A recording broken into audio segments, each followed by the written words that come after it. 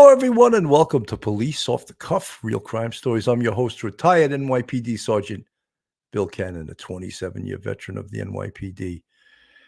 You know, folks, there's been a lot of different shows talking about the Jennifer Soto interview, the interview and arrest of Stephan Sterns, and, of course, the parents, Deborah and Chris Stearns, their interviews. And I think that we need to talk about what is the difference between an interview and an interrogation, and why was the interview with Jennifer Soto so much different than the interview with Stephan Sterns? Why was Jennifer Soto in a nice, comfortable looking room that had a couch and pictures on the wall and a clock, even though the clock was wrong? But why was she in a different type of room than Stephan?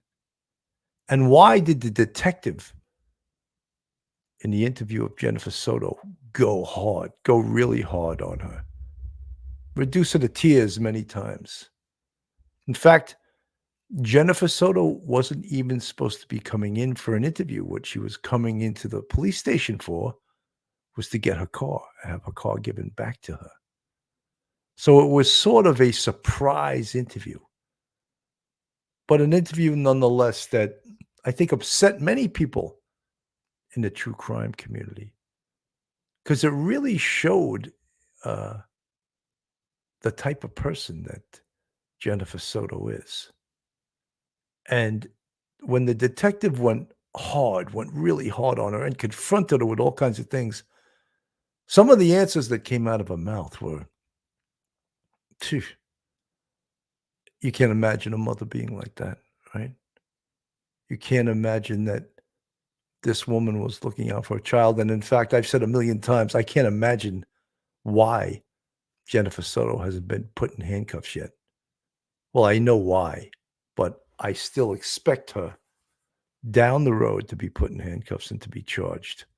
But she hasn't been. So then when we compare the other interview with Stephan Sterns, and I really liked these detectives. However, they missed the hugest opportunity of their career during this interview. And I know everyone is saying, oh my God, they were so good. No, they were not. They were good, but they missed. What was their goal in that interview? What was their objective? And they didn't meet either. They didn't meet their goals. They didn't meet their objective. They got no statement from Stephan Sterns, and he lawyered up, didn't he? No statement, no confession, and he lawyered up. So I know all you folks may think I'm being too hard on this, but I've been in this game a long time, and I've participated and watched thousands of interviews. And one of the things you have to, before you go into an interview, is you got to know the case like the back of your hand and know certain truths that you can confront the person with that you're interviewing. And again, Jennifer Soto's was an interview. Stephan Sterns was an interrogation. And the big difference there was that what did they do before Stephan Sterns' interview? The first thing they did was they read him Miranda, didn't they? They read him his rights, and he agreed to talk, right? So if it didn't occur to him that at the end of that interview he was getting arrested, then he doesn't have a brain in his head. But they never read Miranda to Jennifer Soto, did they? No, they absolutely didn't. So then you know the difference. That's an interview. And Stephan Sterns was an interrogation because they had probable cause to arrest him. If during the interview process with Jennifer Soto, if she said something that gave them probable cause either in the SA or being an accomplice to the murder, they would have had to read a Miranda right there. Then that interview would immediately become an interrogation, because if you think about Miranda, In custody plus interrogation equals Miranda. It's like an algebraic equation. In custody plus interrogation equals Miranda. So you can always remember it that way. So, folks, we're going to dissect this as what this all means and why I feel, and we're going to have Mike Geary on. I'm surprised that, and why we feel that the detectives from Orange County Sheriff's Office missed a huge opportunity. So, folks, hold on to your hats, hold on to your seats, hold on to your wig, grab your glass of wine, your cup of coffee, your pets, your service dog, family members, whatever you need to get you through this show. You're about to enter true crime from a police perspective. You're about to enter the off-the-cuff zone, the police off-the-cuff zone.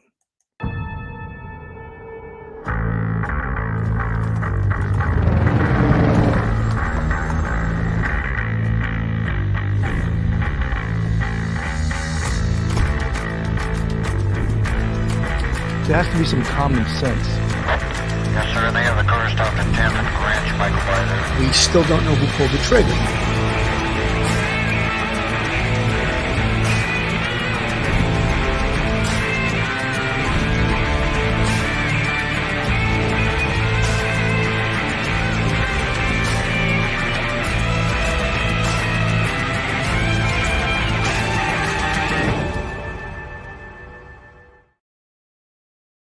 Joining me on tonight's show is retired NYPD Sergeant, professor at Albertus Magnus College in Connecticut, attorney, all-around good guy. Welcome to the show, Professor Michael Geary. Mike, welcome.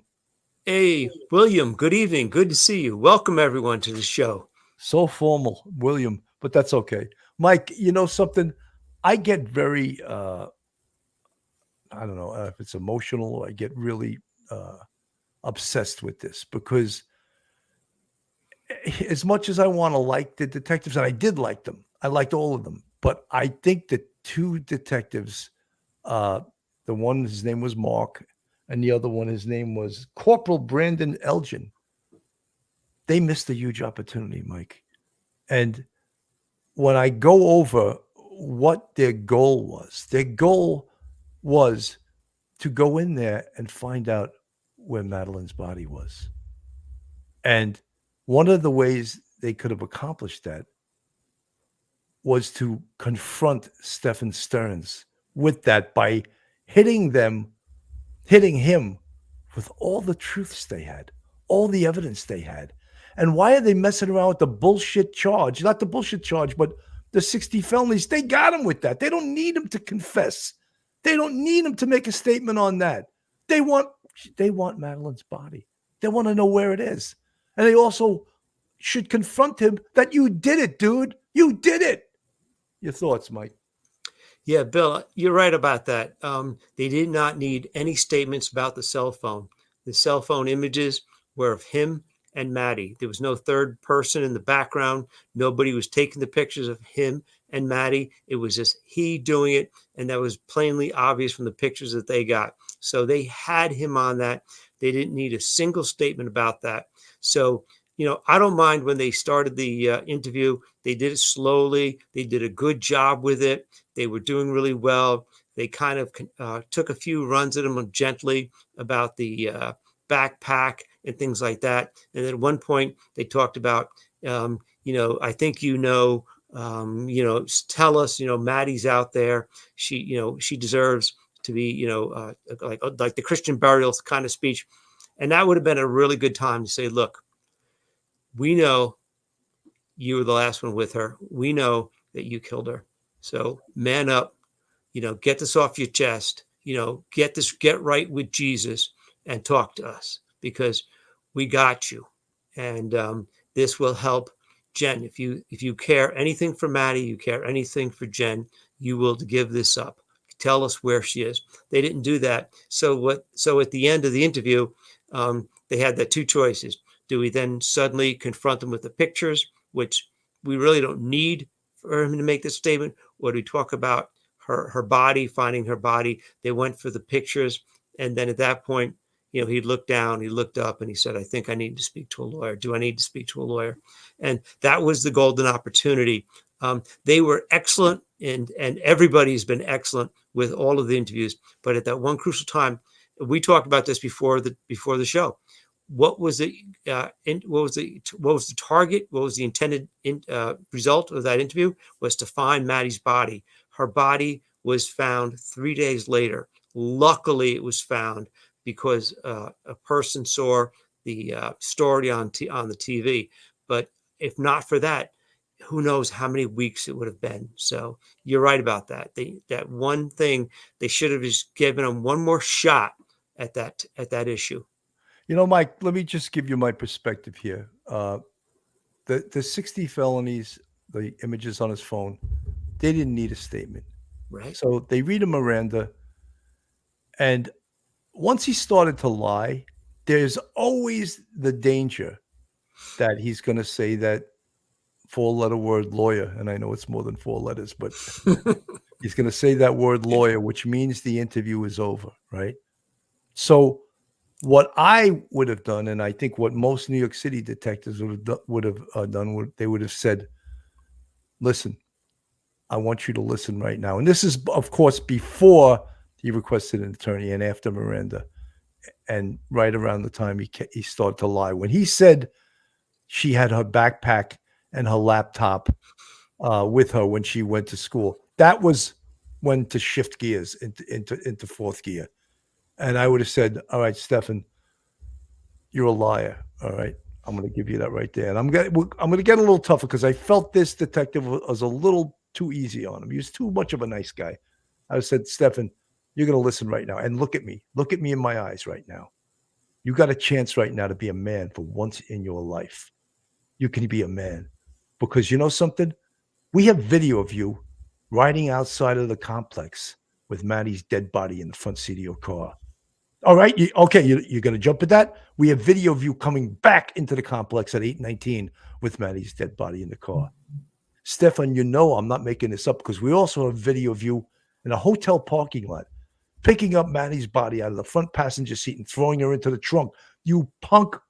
And I would go at him. I know it's on video. And I'm going to say, get right with God because you're not a man.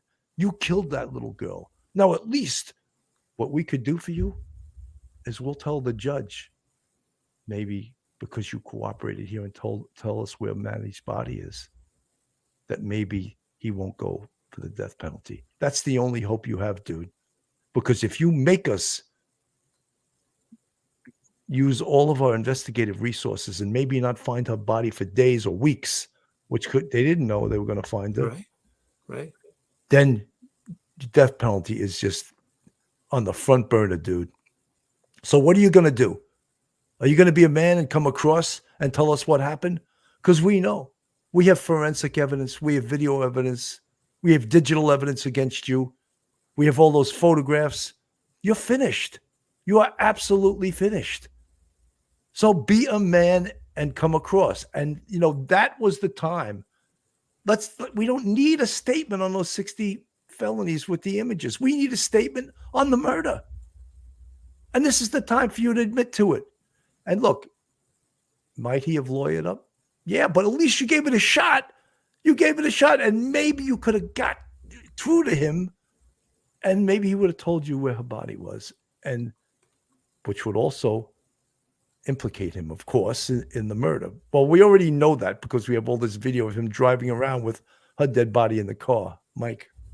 Yeah, I think perhaps when you look at the chronology of and I made all my notes, when he talked about the like Maddie needing, a little girl out there somewhere, and I really think you can help us, get something off your chest. I know you've got something.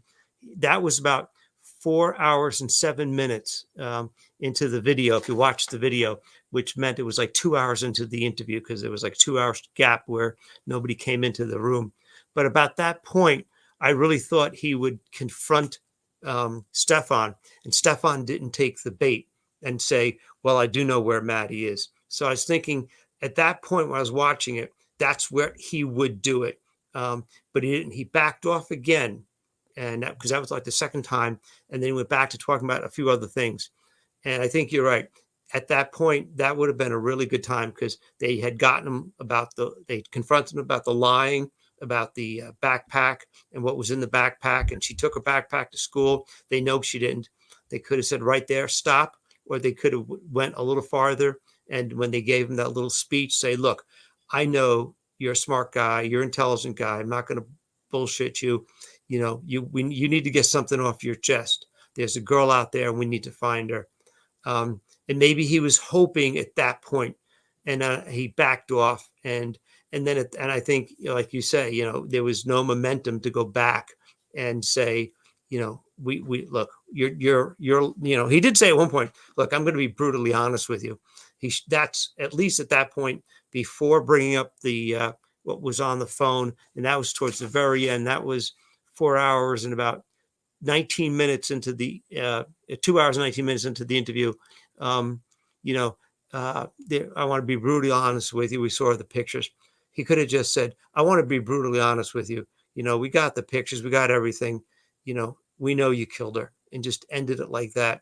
Yeah, he probably would have lawyered up. I don't think he's stupid enough to make a spontaneous statement without some sort of carrot. And if you, like you say, you point out, take the carrot and you say, the carrot will be, you know, we'll recommend to the judge, let the judge and the prosecutor know that you helped us find the body, but man up, get right with Jesus. You know, you got to do this for that little girl. She's out there somewhere. So, You know, they could Mike, have played it also, differently. you know, you try to appeal to his sense, if he has any decency whatsoever, and Right. throw his parents in there.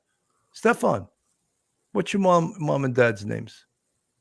Oh, Chris and Deborah. Okay, do you love your parents? Okay, do you think your parents are proud of you right now? You think your parents don't know all the horrific things you did? You don't? You think your parents don't think that you murdered this little girl? Right. So why don't you at least, when you have one thread of decency left, tell us where Madeline's body is. Confess, be a man for this. So at least your parents could say, at least he came across, you know, and told them where the body was. But no, and you Mike, look, the thing was, we know now he lawyered up, but he was lawyering up on bullshit. They didn't need a statement on that. Right. And they should have went after the big kahuna. Go after the murder. Go after where the body is. Don't mess up. You're messing with small potatoes. You already have him. You don't need a statement. You have 1,700 images on his phone. Why did they do that? I don't know. And the thing was, they had all of this evidence they could have confronted him with, and he knows that it's true. Because who else would know about him going to the hotel parking lot, picking the body up and throwing it in the... Who else would know that unless they were telling the truth? So it's not like they're making things up. And who would know that he threw the laptop and the backpack in the dumpster, all caught on video? So that weakens a perp. It weakens his psyche. And when you know truths that he knows, he's like, oh shit, they know. And that look, they had a better shot if they would have went that way. I just didn't like the way. And again, I loved both of those guys. They were great, but what was their goal? And what was their goal? Their goal was to find Maddie's body. The goal was to get him to confess, to get him to admit it. He was read his rights. He waved Miranda. He was willing to talk. So I don't think you needed to be a nice guy. You know, I think the detective was too nice to him. You know, sometimes the authority of the police and sometimes being stern. The other guy, well, the big guy already played the nice guy. So maybe the Corporal Brendan Elgin, maybe he should have been the bad guy. And not really bad, but just been more assertive and more like, look, you're lying. We know you did this. We know you did that. We know, because you want to go after the murder. Those 1,700 images, you got them already. You don't need a statement for that. Right. And at that point where they confronted about, you know, look, you want to get something off your chest. They needed to find Maddie's body, because just think if the decomposition, that body is out there, Animals get to it. It's going to be decomposing. You're going to be losing valuable information, valuable evidence. We talked about DNA many, many times, things like that. You need to get that body as soon as possible. The police, everybody knew that Maddie at that point was already dead. Everybody knew. Every single law enforcement officer on the case knew it. And, but Stephan, as he's slowly, he kept his head down. He wasn't making eye contact, but he's smart enough to realize things aren't going well when they're telling him about the video of him putting the backpack in the dumpster. And so it's dawning on him. So at the point where they get to that point where they're saying, you want to get something off your chest, that would have been a good time to do it. You're right. If the problem is for them is he lawyered up, they still didn't get the information they really wanted, was the location of Maddie's body. And it was only found because a sharp-eyed member of the public saw something on TV and helped tell them where the body was, and they found it. They did it really quickly at that point. But if that one person did not see that and make a phone call to the police, it might have been weeks and weeks, and a lot of the DNA and all of the other evidence that you could get might have been lost. So it was a race. It's a race to find Maddie at that point, and they didn't give that one huge. You swing for the fences on this sort of thing. You swing for the fences. Absolutely. Karen Sorrentino, Detective Kevin was awesome. That's the guy who was interviewing Jennifer Soto. Listen, Detective Mark, who was interviewing Stephan Sterns, he was awesome too, except he needed to change his tactics. He needed to realize, first of all, they should have went in there with that on their mind. They should have had a meeting with their boss and everything, said, how do you think we should go at him? And if I was their boss, I would say, the hell with the images. We got him on that already. Go after him with the murder. Let him know everything we know and then stick it to him. That's what we need. We want to find the body. Don't forget, this is the 28th. They didn't find the body until the 1st. Mm-hmm. I would have said to those two guys, no, don't worry about those 1,700 images. That's evidence. We're going to nail him to the wall with that. We don't need him to confess to that. It's apparent. Let's go after the murder, and let's go after the location of Madeline's body. And if after we go after with all the things we know, all the truths, he lawyers up, at least we took a shot at it, right? We lost going after the biggest thing, not, they got him, the 60 felony charges, he's got no prayer with that. So they didn't need him to, yes, that's me. Those are my pictures. No, they didn't need him to say that. It's self-evident. That's what evidence is, something that makes something else apparent, right? And that's evidence. And they don't need him to confirm that, but they did need him to confirm where the body was, and he in fact murdered Madeline Soto. It could be, as we're talking about this and you think about this, it could be that what they had in mind was a tactic where if they got him to make incriminating statements about the pictures, that they would have, at that point, if he did say something, yeah, that's me, and yeah. If maybe they were thinking, if they got him to make a statement implicating himself with the photographs, that his resolve would be weakened, and then they would go. If he didn't lawyer up, if he was dumb enough not to lawyer up, maybe they would then go and say, okay, we also know that you killed her, and where's her body? Maybe that's what they were looking. Maybe they thought they could get that first one and then get the second one about the body. And that's the other thing I could think of. Maybe that's what their plan was. The pictures, get a statement, and then B, get a statement on the body. But he lawyered up, and so they got A, but they didn't get B. I'm not sure. Melissa, I'm glad you brought this up. Melissa from the chat, I read an article today that stated he told his parents it was an accident. Sergeant Professor, do you think that is true? Melissa, you know something? That is absolute 100% bullshit. But had the detectives used that tact, that sometimes works too. You give them an out. Stephan, you know something? Maybe you didn't mean to kill her. Maybe it was an accident. Maybe, it was rough play or something like that, and you didn't mean it. Give him that out. Right. And then let him admit to it. Now, bear down and get the whole statement and of what position you were in, how was your arm, what it was around her neck, and no jury will believe it was an accident. So that's great that you brought that up. And That was excellent. if that's what he told his parents, I've seen detectives get confessions that way too, giving the guy an out. Oh, maybe you didn't mean to do it. And when another human being hears that, oh man, they're giving me an out. Yeah, no, it was an accident. And sometimes they jump at that. And no jury is going to believe, with all the other factors involved in this case, that he accidentally killed this 13-year-old girl. No one on earth will believe that. I want to put the start of the interview, or not the start, it's well underway, of Jennifer Soto, and just see the different ways the detective in this case was interviewing Jennifer Soto. I am willing to take a lie detector test, whatever the fuck you want, but I don't know anything. He's never mentioned anything. I've never seen any signs. I tried watching her like a hawk. I thought I was doing a good job, but I wasn't. I was oblivious to everything. 4 years? Minimum. That's just how that far back the cloud goes.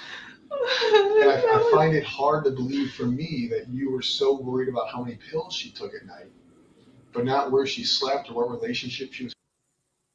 His interest in her. I thought we were all safe. I thought we could have trust in that. He hadn't shown me anything so far. Like, everything seems fine. Like, he seemed like he treated her like he treats you. In his mind. It's so fucking disgusting. So now he's in jail because of what we found on his phone, not because somebody came forward and reported that he was abused. No, I know. She's not old enough to consent. She's not old enough to have a thought process to even want anything that was happening to her. It's abuse. So he's in jail for that, but something caused what happened, right? We certainly murder, because we can call it a murder. She didn't die naturally. She didn't overdose. She didn't have a heart attack. We circled murder on Monday. Something had to cause that. He's been having unrestricted sexual activity for a long time. He's getting what he wants from her, probably from you, and who knows whoever else, right? So it's not like he woke up or went to bed Sunday and he was like, you know what? I'm done with this, but I'm going to kill her. Something happened. People don't just wake up and like, you know what? They leave people, they break up with people, but usually things cause people to snap. Now what? And you know what? And I'm in trouble, or I feel like I'm going to, or him being out. We can go even worse. She's pregnant. That's what questions last night led me to believe when we started talking about her period. I was told that her and her friend, and granted, I'm male, never had a period, but that somebody found it weird that they were no longer on the same cycle. Could be different because she's a teenage girl. Could be that she missed her period. Have you ever found a pregnancy test at home that wasn't yours? I have 2 underneath the bathroom sink, but I haven't seen if they're still there or not. Okay. But you haven't seen any used ones in the trash? No. Their relationship hasn't changed? No. Okay. So what do you think happened Sunday? Other than him killing her, what do you think made him snap?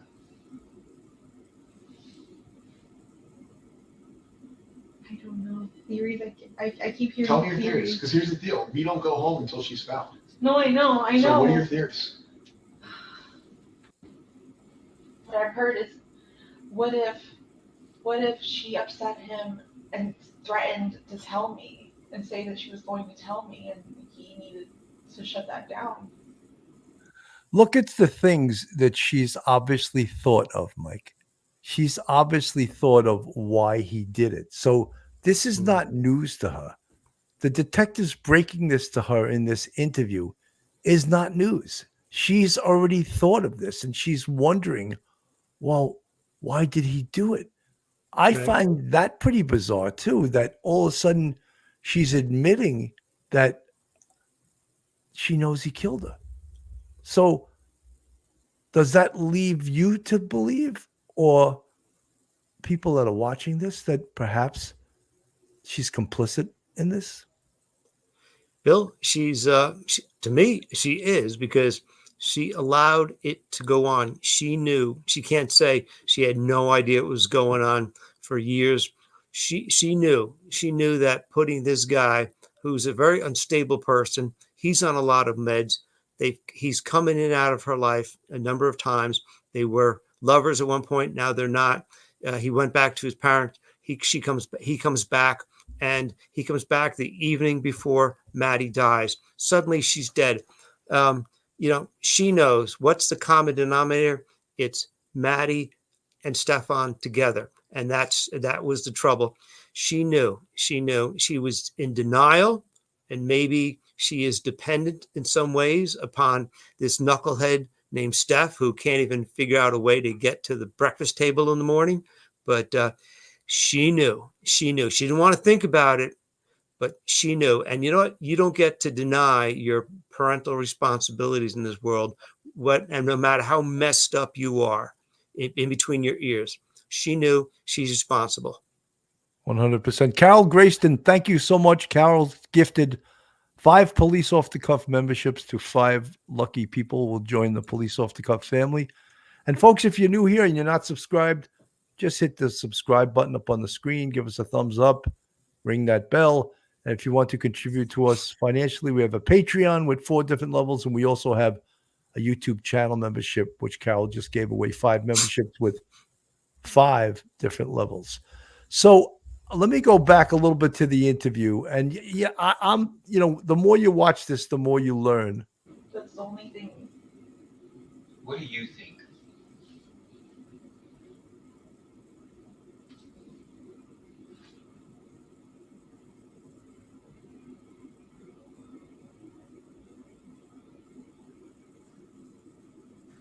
I believe. I don't want to believe he killed her. But from what you guys are telling me, he must have killed her Sunday night and snuck her body out in the morning. So he killed her Sunday night and he took her body out in the morning. So it's almost like she knows that's what happened. She knows the timeline. Apparently she may know the timeline. Yeah. Photo you guys showed me of her stuff in the car.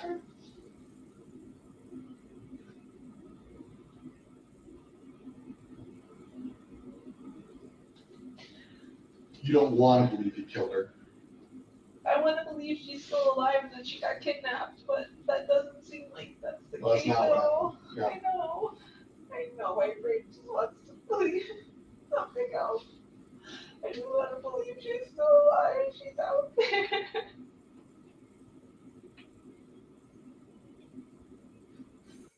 Kylie K. Cosmos, very good statement. She literally says in the same breath that she doesn't think he did, to then giving a full timeline and theory, complete with lakes with gators. This one sold me on premeditation from both of them. Kylie, I don't disagree with you. I don't. I mean, she just knows, what does Shakespeare say? You doth protesteth too much, or in this case, you doth speaketh too much, and you know a lot. Did he tell you he fucked up? No. He acted so normal that day. He was like, I'm so impressed. We got out of the house so early. Like she made great time. We had so much time to go to McDonald's, but she didn't want to. His story was so fun. Like every detail was so believable. He's just been lying this whole time. Like What about that day in the car when you offered him a lawyer? Did you just disclose anything to you there that made you feel like, oh fuck, he needs a lawyer? No. He acted, he kept acting like he didn't know what was happening. And I'm like, don't you see forensics? Don't you see they took your phone? Like, something's happening. Like, I think they're going to pin this on you. And I'm like, in my head, I'm going, they have the wrong guy. Like, they're just honing in on the last person who saw her. But no, you guys do more. You never said, what did you do? I've never asked him any of that. I still, even up until when we got here to the police station, I was convinced that he hadn't done anything to her at all. Because of him or because of not wanting to believe she's deceased? Because of him. Because I thought he was a good guy. So up until this morning, you still think that it's not? No.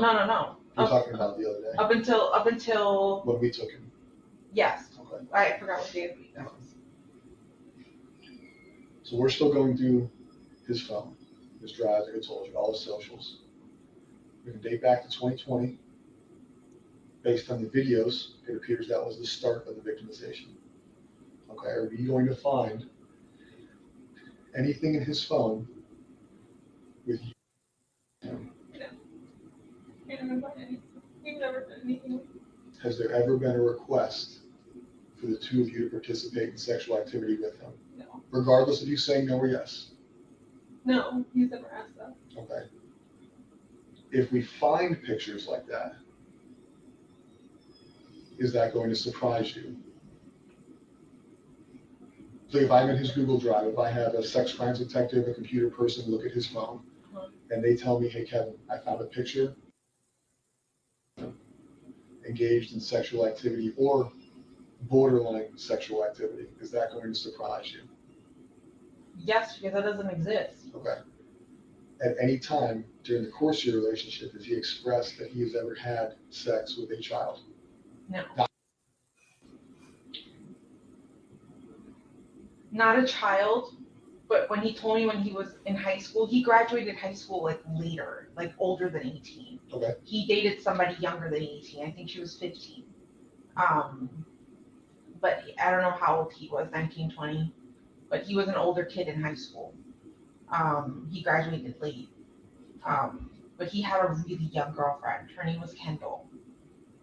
And I thought that was weird. I was like, that's a little too young. He goes, no, it's fine. We were in high school. Everything was normal. Her parents loved me. Blah, blah, blah, blah, blah. But that's the only one. Have you ever gone through his phone? Who? Okay. If you had to, knowing Stephan, knowing where he lives, knowing where he goes, how he conducts his life, give me your top 5. Because I know you haven't thought about it. If you haven't thought about it, that's another weird thing I got. Since Monday, right? We told you on Wednesday that we think he did it. Yeah. So from Wednesday till today, it's about 48 hours. Give me your top 5 places you think are possibilities based on knowing him, based on knowing his path of travel. Where do you think? It doesn't have to be based on evidence, just in your gut. Give me your top 5 places where you think he. So she's, we've all watched this interview before, and some of the things that she says, they're just really not believable. They're just either, I don't know, I don't want to call her dumb, but she seems like a dummy to me. She's not very smart. She's always, hanging her hat on her mental illness, on the drugs she takes. And she's like on delay. She's like on tape delay. She just doesn't, you and I will get something in 2 seconds, and Right. it takes her, 30 minutes to oh, now I see what you were talking about. But she just doesn't get it, Mike. Yeah, she's what I see from her is that she's very, very inconsistent. Sometimes she's like, no, I'm not sure, never. Oh yeah, no, I trusted him. He's such a nice guy. He's a trustworthy guy, sort of thing. She's all over the place. And then, as he said, in the last 48 hours, the last question we looked at, he said to her, the last 48 hours, after we told you, that he was a suspect and that, that Maddie is deceased, where do you think she would be? Where would he go? What would he, where would he do it? And, thinking, wow, she spent the last 48 hours knowing full well that he most likely had killed her and that, and put her somewhere. He was definitely the last one to see her. She knew that. She knew that since the moment Maddie went missing, that she discovered Maddie went missing at 4:00 in the afternoon, days earlier, like 3 days earlier, 72 hours. And here she is, for some reason, just can't grasp the fact that, that Stephan was a complete liar and that everything that she said to the police is very inconsistent now with what she said previously.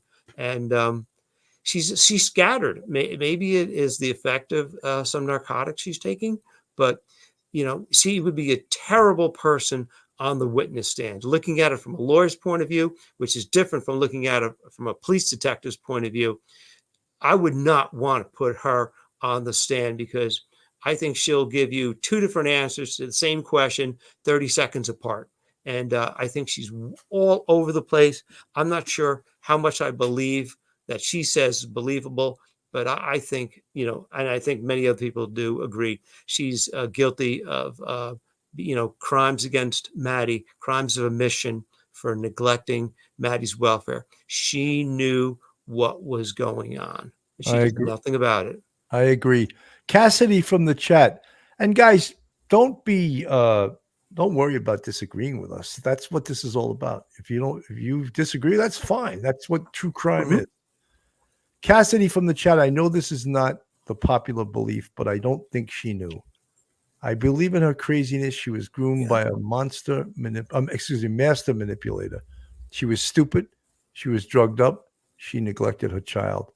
Cassidy, yes, all three of those, but I happen to be on the side that thinks she is complicit in some way. I can't say, but she regurgitated the steps of what must have happened almost exactly. I think he killed her on Sunday and he carried her body. How did she know all of those things if she didn't have an idea about it? I want to go now to the interview of Stephan Sterns. And we're not going to play the whole interview. We're going to skip around. But I just want you to watch the demeanor of the detectives, the demeanor of Stephan Sterns, and the opportunity they had to really bear down on him. And look, when I say get aggressive, no one is putting their hands on anyone. No one's slapping it. This isn't the 1950s detectives. This is 2024. But you can have the same effect by being stern and being more aggressive in your voice and in your manner. No one's, as I said, no one's hitting anybody. But I felt the detective was very, very kind. And I think that sometimes gives the wrong message to the defendant, in this case, Stephan Sterns. Didn't mean to wake you up. I'm going to introduce myself. My name's Mark. I work for the Kissimmee Police Department. Nice to meet you. This is Corporal Ilgen. Brandon. I understand you've been here for a little bit. So just to give you a little bit of background, the reason we are here now is because Jennifer and yourself reside in the city of Kissimmee. So initially they thought,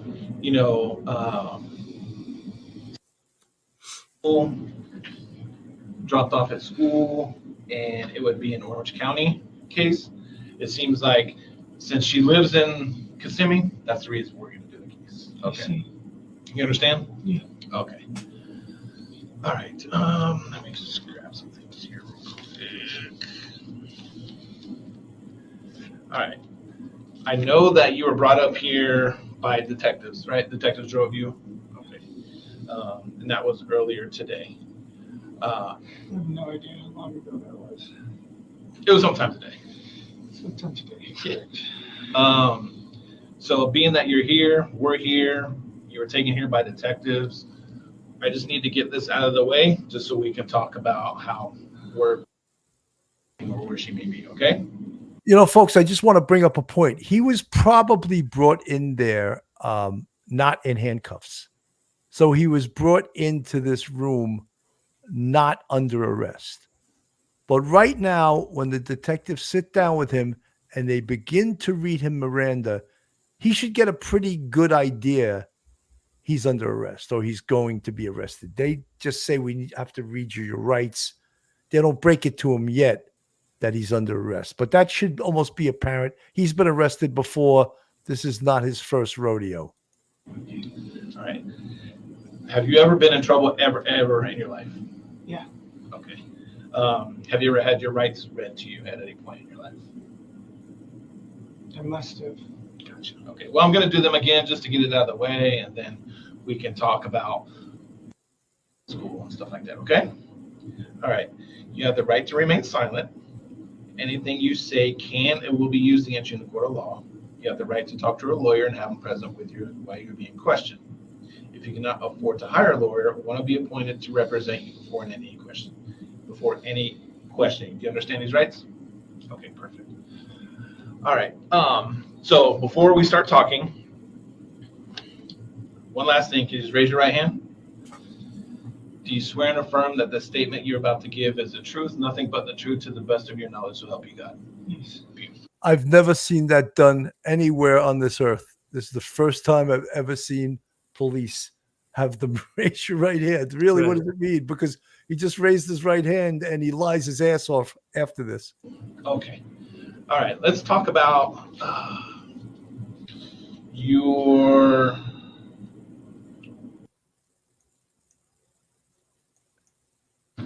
We just talked to Jennifer a little bit. So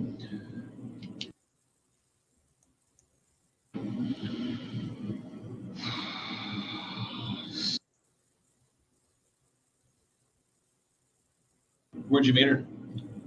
Work. Where was that at? We worked for a home building company. It's no longer in business, but we're both in the call center area. Oh, okay. So like selling homes or? Yeah.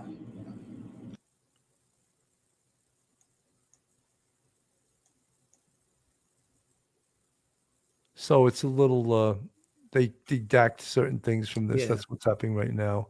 And they're still questioning him. And it's about his work history. Lived in Kissimmee with them. Because I know Jennifer said she's lived in Kissimmee for years. Yeah. Off and on for years myself. Okay. Any family that lives in Kissimmee? No. Okay. So on and off, how long do you think you lived in Kissimmee? This stretch, 2 or 3 years. Okay. Jennifer kind of mentioned that, then you moved back to wherever your parents live. Where is that at? It's in Northport. It's down by Sarasota. Okay, so on the West Coast. Yeah. Got it. All right.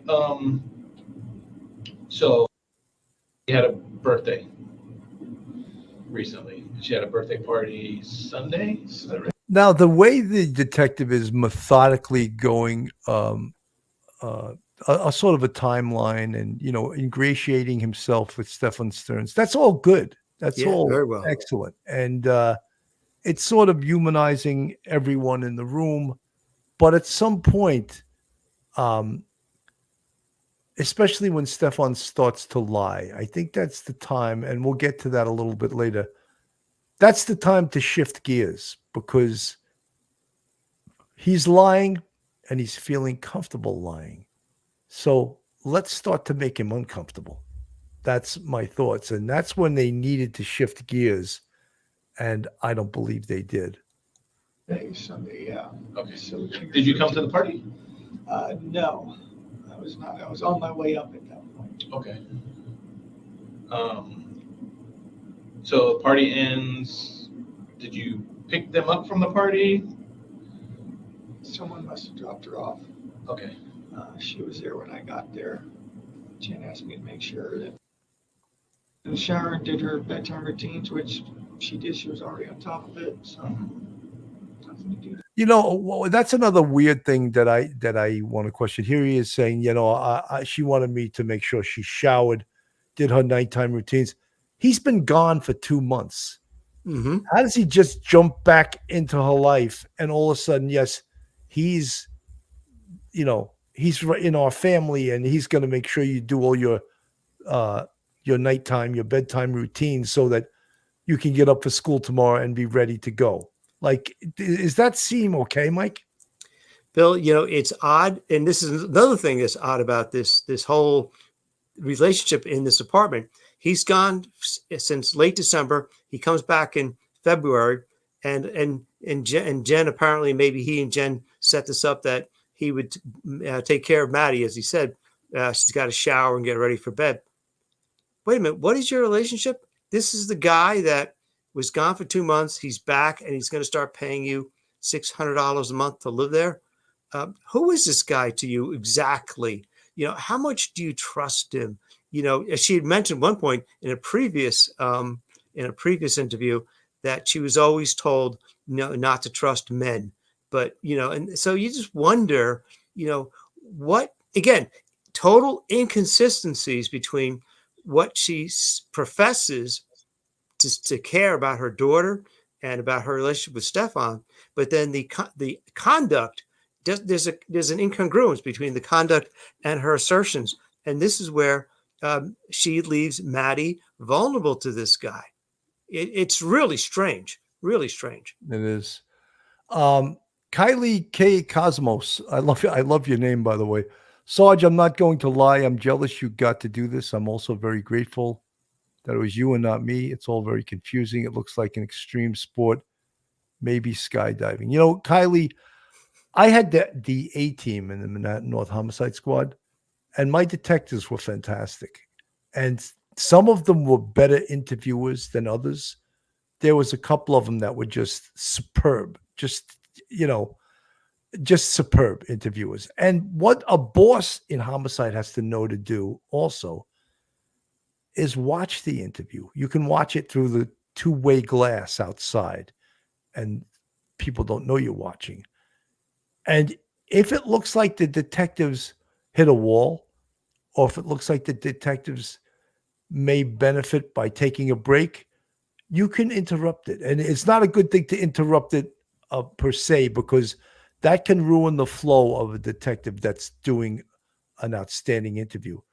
But I think in this case, there should have been a meeting before they went in with him, because I think they really didn't focus on the right thing. They should have focused on the murder and where Maddie's body was, not on the images on his phone, because they didn't need him to, as I said, I'm beating a dead horse here. They didn't need him to confess to that.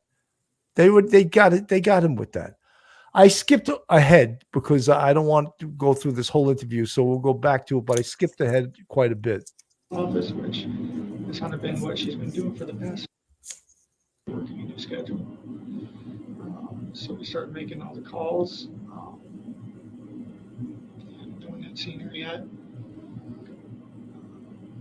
And so that's when we started getting a lot more concerned and panicked. She drove around a little more, looking for her, looking along the walking paths, and didn't see anything but her.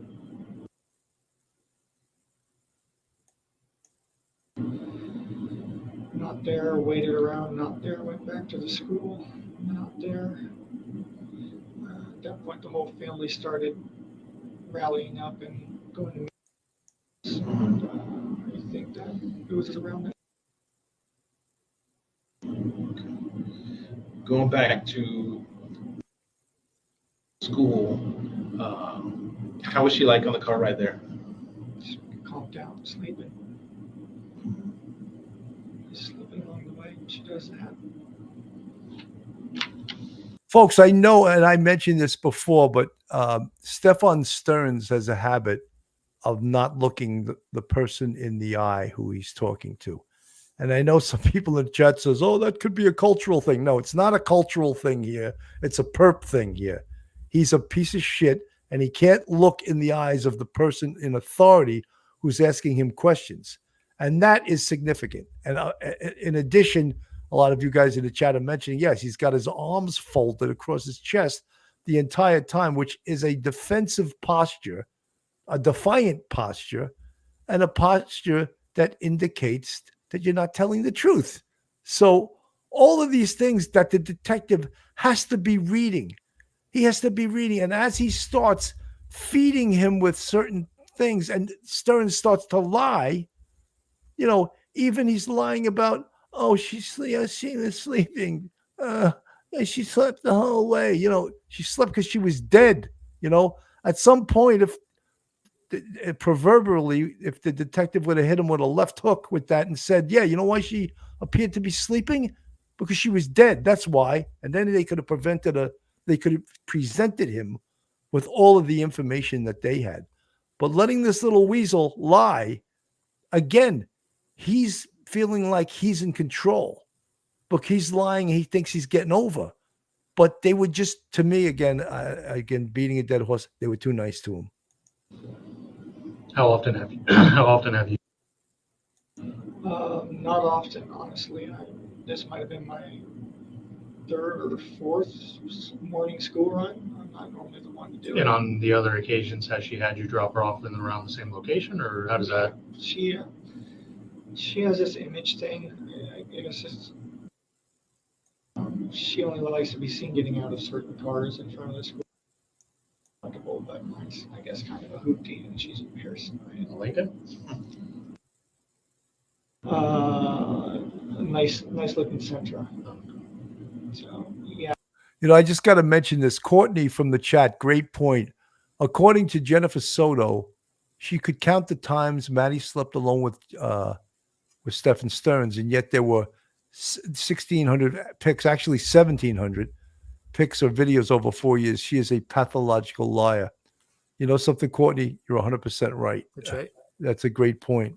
Yeah, this is not the first time she's asked me to drop her off a little ways down so she could walk up and look cool. So you say she was conked out on the way there. You said you took her to school, or you were on her way to school. You needed to turn around to get your clicker. Correct. Was she sleeping then too? She was. Okay. It had been an early morning. Guys, there's another lie. I needed to go get my clicker. No, he had the clicker in his hand, according to the security guard. Yet they may not have gotten that information in the most timely fashion. But he had the clicker in his hand when he went back into the complex at 08:19 on that morning. And that was a total fabricated bullshit story. Another one. So I figured it'd be fun to let her sleep in the car ride. Okay.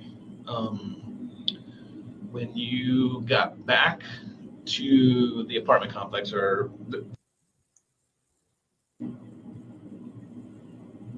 did you go in the front gate, or because I know there's the front entrance and then the back entrance?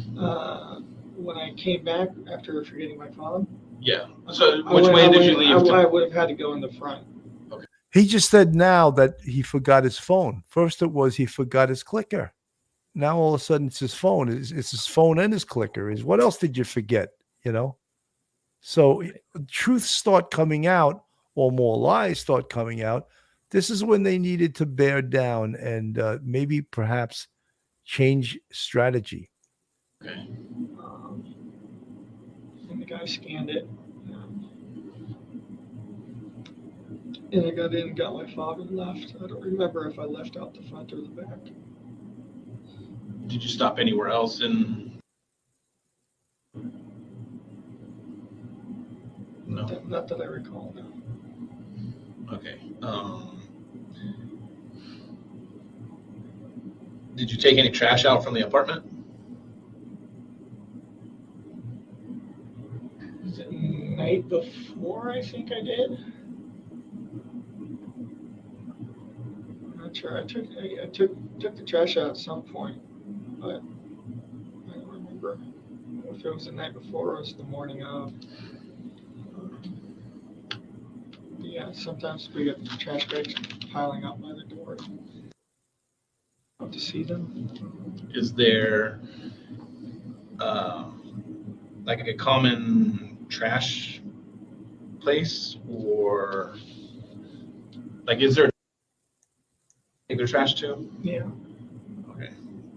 Is that where you took the trash out? Yeah. Okay. And you don't remember if that was Sunday night or Monday morning? Sunday night.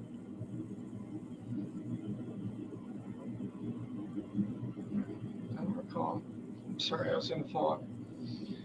I was so messed up on that then. Well, okay. So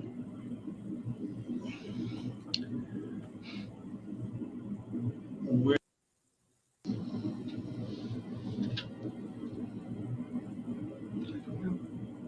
you don't know.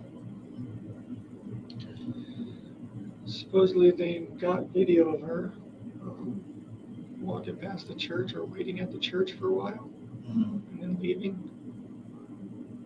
How's your relationship with her? Great. I'm one of her favorite people in the world. He's one of her favorite people in the world, and she really loves him. Isn't that sickening? It's like when we know what happened, it's really disturbing to listen to. Right. Okay. How old are you? I'm 37. About to be 38. You seem like a genuinely nice person. I try to be. Jennifer talks very highly of you. You know. So the morning school, when you came back, get your clicker. What was your? She wasn't saying anything. She was just asleep. She was just reclined in the chair, sleeping. Okay, explain to me, like reclining backwards. Just laying back in the chair, like that, I guess. Okay. All right. Stephan here. I'm too old to lie to people. Too old to beat around the bush, and we seem like we're having a generally good conversation right now. Okay. The only thing that I ask for from you is, and I will reciprocate, I want you to be honest with me as much as I'm being honest with you. Okay. There's cameras in all over the place, as you can imagine. Nowadays, cameras are everywhere. Okay. So we see you coming in at the guard shack. Okay. We see you go by the dumpster. Okay.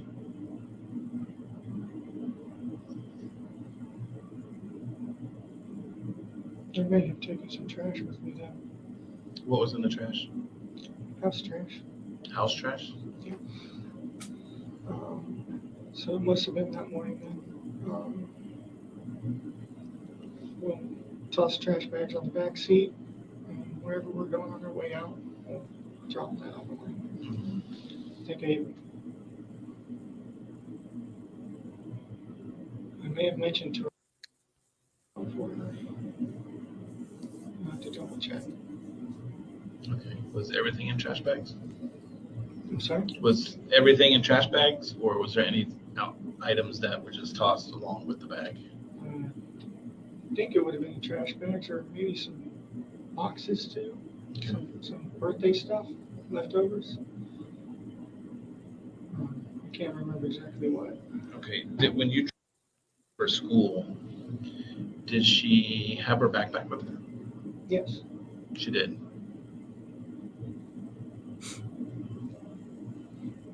Did she have her school computer with her? Yes. That is when I would have went. I would have Right. went for the throat. I would have went for the gusto. I would have said, all right, let's stop right now. You're a liar. And I'm going to tell you why you're a liar. And then I would have presented all of the things that we know about the murder, about him driving with her dead body in his car, and about the fact that, no, Stephan, she was not leaning to the right. She was unnaturally leaning to the left, and her mouth was wide open. People that are alive don't sit like that. People that are dead do that. And then, Stephan, you returned back into the complex at 0819 because you wanted to get your clicker. And she was still dead in the car, and the security guard saw her, right? And then you leave. And guess why we found her backpack, her laptop, and one Croc? Remember that joke you kept saying? We used to say she had Crocs with socks, right? Well, Right. we found the Croc with no sock in the dumpster. So you're a liar. And guess what, Stephan? You murdered her. And you're not even man enough to own up to it. And this little girl, 13 years old, is laying in a field somewhere while you sit here like the weasel you are and lie to us. And you know something? We're going to present all of this to a judge one day and to a jury. And you know what they're going to think of you? They're going to watch this interview and you're going to get fried. You're going to get the death penalty. Maybe you have a shot, buddy. Maybe you have an outside shot if you use whatever manhood you have left and tell us where this little girl's body is and admit to what you did. And at least at that point, Mike, if he would have lawyered up, you went for the gusto. You Right. you went for it all. You went for the wall. You went for the home run, and he lawyered up. But to waste it on getting a statement on the images that you already can prove is his, I think it was a waste of time. Yeah, Billy, I think that would have been a good time for the detective to do that and say, look, stop right here. I'm not going to lie to you. You seem like a generally nice guy. I'm a nice guy, but I'm going to talk to you, a nice guy to nice guy right here, right now. I'm not going to BS you. I'm not going to beat around the bush. You're intelligent too intelligent for that. So I'm going to lay it all out for you, Steph. We think you killed her. We don't know where you put her body. We're looking for her body. And just like you say, lay it all out. Let him know that you got him in a box, and overwhelm him with the fact that he is no longer being believed, that you know exactly what happened to her and that he did it, and you know the timeline, and that she was killed early that morning, and that he took her, that whole thing, everything that he did in the morning was a ruse to get her out of that apartment and to figure out a way to dispose of her body. That's it. And that would have been, you're right, that would have been the time to do it. Definitely would have been the time to do it. Absolutely. Someone in the chat asked, will Stephan Sterns be in general population? He would last about 10 minutes in general Right. population. Once upon conviction, which I think he will get convicted, he's got to be in protective custody for the rest of his life, because people like him in prison don't do well. There's that caste system, and he's on the lowest end of the caste system. This is from the news, and this is something that many people have put out there about the potential motive of the why he may have committed this murder. Detectives hinted to Jen that Maddie may have been pregnant. Hannah McKenzie is live here in the studio right now. So, Hannah, these interviews happened in the weeks after Maddie's body was found. Yes, and we have been going through hours of these video and audio interviews. In this video interview that we showed you yesterday, investigators questioned Maddie Soto's mother, Jen Soto, on February 28th, asking her if she had seen a pregnancy test inside the house. Then, weeks later, in an interview with Kissimmee Police, the same topic comes up again. We have strong beliefs that Maddie is deceased. This is the moment Jen Soto is told her daughter's disappearance was becoming a murder investigation. And the main suspect in Maddie Soto's death. I assumed he dropped her off that she went missing and that he had nothing to do with it. Jen Soto's boyfriend, Stephan Sterns. I wanted to think the best of him and think, oh, he's innocent, but you guys are just pursuing the wrong person. Just a few hours after Kissimmee police had this conversation with Jen, Maddie's body was found in a field in St. Cloud. I didn't even think he would drive that down there because everything, for the most part, that he did was in Orlando by the mall. It wasn't until weeks later, though, that the state attorney's office announced Sterns was being indicted for Maddie's murder. That was April 24th. But 6 days before that. So anything you say today can't and won't be used against you unless you just don't tell us the truth. Jen was at the state attorney's office being questioned about Maddie's death. I knew that they were going to go to McDonald's, but not 7 o'clock in the morning. And a possible motive. Multiple times, detectives asked her about Maddie's menstrual cycle. I would write what days she would get her period. Yeah. In February, no, I didn't notice her using any of her feminine hygiene products. Hinting at the possibility Maddie may have been pregnant. That has not been confirmed. We did reach out to the state attorney's office and asked if Maddie's blood or urine had been tested for the presence of pregnancy hormones. We haven't received a response just yet. Of course, we will keep you updated. So that's everyone is saying that, of course, all over social media, all over the true crime community, that they think that that was potentially the motive. And it makes sense because also the coward Stephan Sterns fled for 2 months. So maybe he knew, and his trip back was to silence Madeline. And yeah. Oh, I'm sorry. Go ahead. I'm sorry. No, go ahead, Mike. Okay. I was just thinking back to an interview that the police did with Chris Stern, and Chris Stern, the father, said that Steph had received a phone call right before in late February, and supposedly it was from Maddie. Chris didn't know definitely, but Stern said it was from Maddie, and inviting him to her party, and that he had to go back to Kissimmee. However, the weird thing is you think that he'd be happy. Oh, great. I get invited to a family party. The family likes me. No, according to Chris Stern, he told the police that after he hung up the phone after that phone call, that he was very agitated and very troubled. And so therefore, when he went, it seemed strange because here he is supposedly getting a call that would make him happy, and yet he was very disturbed. So that also, in my mind, tends to lend itself with some bad news that maybe Steph got some news about Maddie, and therefore he goes back to Kissimmee, and within 8 hours of his arrival there, she's dead. So yeah, that is a huge factor, and hopefully, even with the decomposition, we'll get answers about the presence of whether or not she was pregnant or not. Yeah, I mean that would be part of the autopsy. They would definitely test for that. From the chat, Olga P. King. Jennifer had 2 pregnancy tests, and the detective asked her if they were for Jennifer herself. She said no. So who are they for? And Madeline didn't have her cycle for 2 months. So Olga, that makes perfect sense, and there's look, I think the police know right now all the questions that we're asking.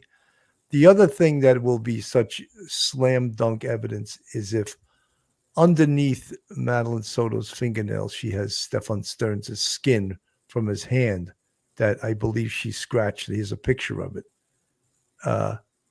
In defending herself, she probably took a piece of his skin of his hand. And if that's underneath her fingernails, that is just such powerful evidence. And look, as I said, that's why in this interview, they should have confronted him. And let's just play. This is the part where I think he lawyers up. Just now, the phone that my dad gave me and set up for me, I literally just pulled it out of my pocket, and the sucker was reinitializing again. So I don't know if it's just being technology right now, or just not paying attention, or. Did that happen once to your phone, or? How many times do you think you updated your phone?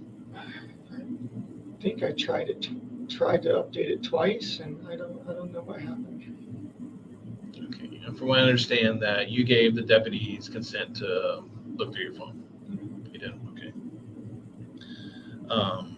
And you voluntarily gave it to them so they could bring it here to do the extraction and stuff like that. Okay.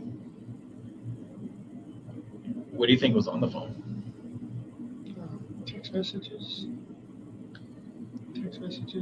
Mm-hmm. Emails. Old stuff. Pictures? Oh, yeah.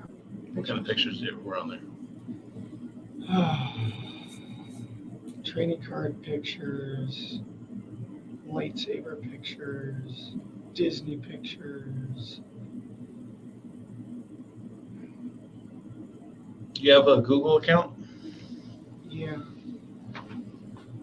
Do you save pictures to your Google account? Sometimes. Yeah. Or is it automatically? I know sometimes phones sync to a cloud and. Yeah, I think it backs up to Google. Mm-hmm. And then sometimes when you reset your phone and your phone updates and puts these apps back on your phone, sometimes they will put the images back on your phone. I'm not sure. Okay. Do you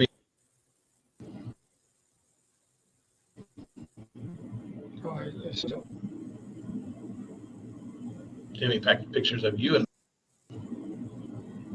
Probably. I mean, we went to Disney, took selfies on the train. She got back from Puerto Rico and had her hair braided. We got pictures of that. All sorts of pictures. Family events. I'm not as much of a shutterbug.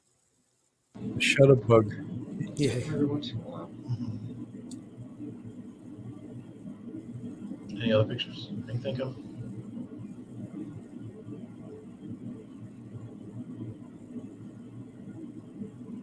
Here's where I'm going to be brutally honest with you. There's your phone. And I'm pretty sure you know what some of those pictures are about. You're a very intelligent person. And I don't want you to discredit yourself by saying you don't know about all the pictures that are on your phone. You understand what I'm saying?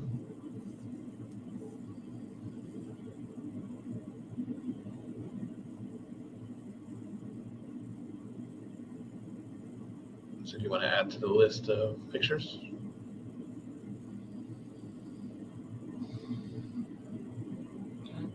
No.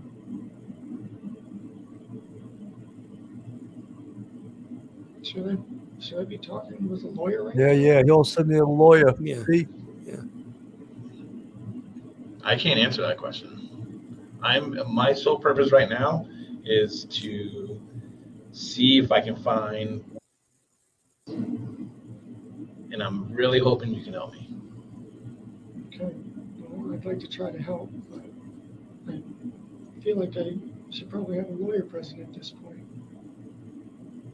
So you're wanting an attorney? Yeah, I think so. Okay. That can happen. I want to let you know you're not free to leave. You're being detained, okay?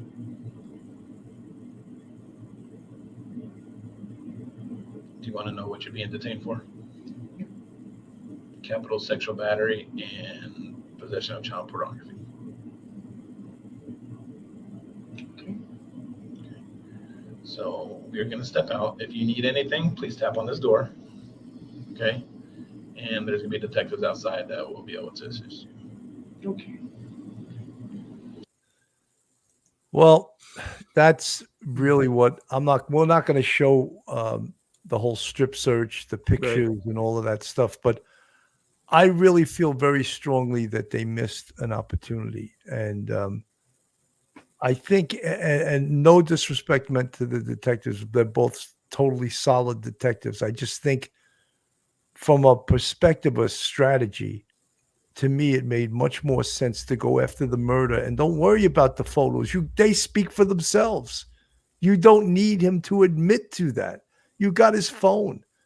He said he gave permission for you to search his phone. Once you found bad stuff in the phone, you got a search warrant to search the rest of it. So it's all legit. It's not going to be suppressed by a judge. So leave that alone. Go after the murder. Go after where is Maddie. Tell him everything you have him doing. And someone says, like someone was saying in the chat, oh, could Jennifer have committed the murder? Guys, I'm just going to give you a couple of things that tell me, no, she didn't do it. First of all, guilty people drive around in a car with a dead body. That is like such a guilty thing to do. And if you can't see that, you're missing the boat. Not only did he drive around with it, he came back in with it. And then he threw it from the front seat into the trunk. That guilt, he wouldn't do that for anyone else but himself. That is like so, I mean, if you can't see that, he wouldn't do, if Jennifer killed her daughter, would Stephan be covering it up for her? No, I don't believe so. He was covering up for himself. And as I said, that is why they should have went after him for the murder and not for the photos. Folks, if you're not subscribed to us, just go on the screen, hit that subscribe button, give us a thumbs up. We need as many thumbs up as possible so we get YouTube to share us out there. And if you want to contribute to us, we have a Patreon with 4 different levels and a YouTube channel membership with count them 5 different levels. I know that we've covered this a great deal, but I just wanted to give everyone the benefit of our experience. And as much as it pains me, and I'm really not criticizing these detectives, what I am doing is I'm wondering why they took the strategy that they did, and they didn't go harder, and they didn't go after the murder and the location of Maddie's body through confronting him, because there was always the risk that he was going to lawyer up. And in fact, that is exactly what he did. Mike, your final thoughts tonight. Final thoughts. Billy, you know, the police did an amazing job here. And maybe I think their tactics were, as I said before, they were going to confront him on the photos. If they could get a statement, they would break through whatever defenses he had and then move on. But in the end, it didn't turn out to be a good. If that was a strategy, it didn't turn out to be a good one. But you know, luckily, there is so much other evidence that in this case. So you got 2 rock solid cases against him. I just want to respond to one thing in the chat. Someone asked early about Stephan's accident when he was hit by a car. And could that be used as a defense, almost like a mental health defense at his trial, like, you know, lack of competency? And the answer is no, because he's grown up.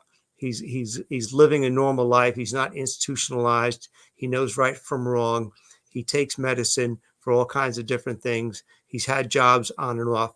So if he did have any sort of residual issues related to his car accident, that would not ever lessen his liability, his criminal liability for what he did. The only thing it could possibly do maybe is mitigate maybe the harshness of any sort of penalty that the judge could give out.